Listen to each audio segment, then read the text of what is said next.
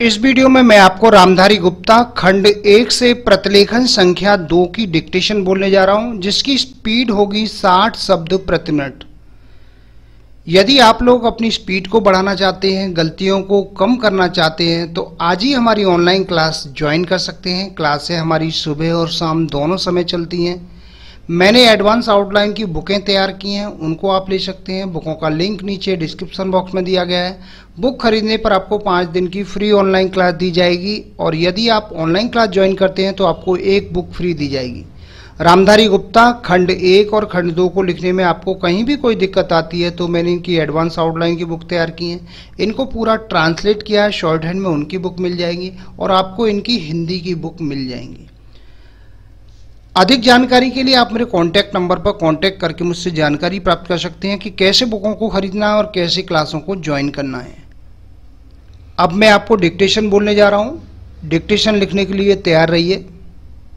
Ready. सभापति महोदय, प्रतिदिन छोटी मोटी झड़पें होती रहती हैं। हमारी फौजें बड़े उत्साह से उनके मुकाबले में खड़ी हैं। उनके हौसले बहुत ऊंचे हैं, लेकिन हमारी सरकार का भी यह कर्तव्य है कि उनके हौसले को कभी गिरने न दे। उन्हें हर तरह की सुविधा प्रदान की जाए जिससे उनका आत्मविश्वास बढ़े। मैं मंत्री महोदय से अनुरोध करूंगा कि सरकार अपनी नीतियों के प्रचार का काम ठीक प्रकार से अपनी फौजों से करे। उनको अच्छे अच्छे हथियार दे। अनुसूचित जातियों और आदिवासी जातियों के आयुक्त ने जो अपना प्रतिवेदन प्रस्तुत किया है, उस प्रतिवेदन को देखने से यह प्रतीत होता है कि इसको तैयार करने में उन्होंने बहुत परिश्रम से कार्य किया है।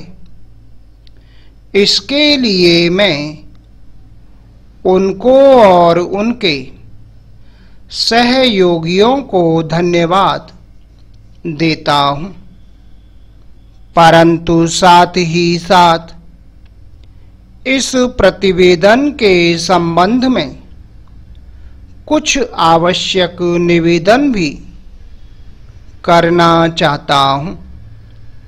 पहली बात तो यह है कि इस प्रतिवेदन को देखने से ऐसा प्रतीत होता है कि इन कार्यों के लिए जिस धन का उपयोग होता है वह 3 साधनों से उपलब्ध होता है।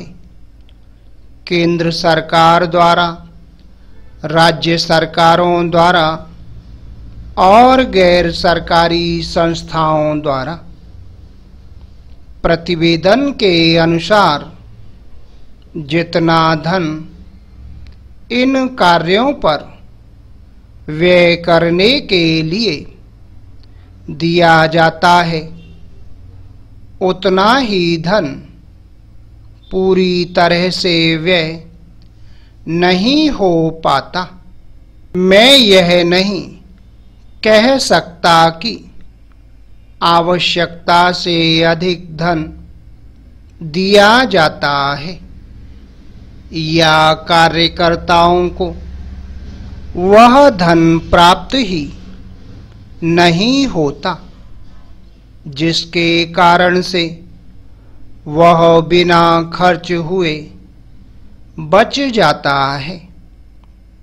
मैं तो यह चाहता हूं कि जितना धन दिया जाता है उसका पूरा उपयोग हो और आयुक्त को यह न कहना पड़े कि इस कार्य के लिए जितने धन की आवश्यकता थी उतना धन नहीं मिल पाया और विवश होकर हमको इस कार्य को बीच में ही रोकना पड़ा। जहां तक राज्य सरकारों का संबंध है, बहुत सी राज्य सरकारें अभी तक इस कार्य में असावधानी से काम ले रही हैं और इस कार्य को उपेक्षा की दृष्टि से देखती हैं।